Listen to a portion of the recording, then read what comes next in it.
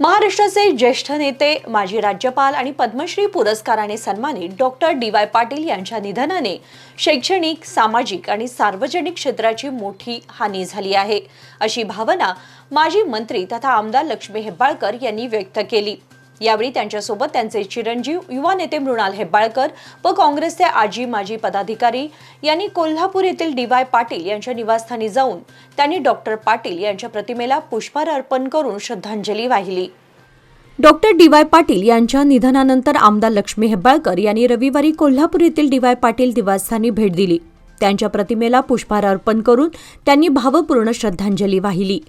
यावेळी त्यांनी सतेज पाटील आणि पाटील कुटुंबियांची भेट घेऊन सांत्वन केले। शिक्षण, समाजसेवा, राजकारण आणि कृषी क्षेत्रात डॉक्टर पाटील यांनी दिलेलं योगदान अतुलनीय असल्याचं हेब्बाळकर यांनी सांगितलं। हजारो विद्यार्थ्यांच्या आयुष्याला दिशा देणाऱ्या या थोर व्यक्तिमत्वाच्या निधनाने मोठी पोकळी निर्माण झाली असून त्यांची उणीव कधीही भरू शकणार नाही, अशी भावना त्यांनी व्यक्त केली।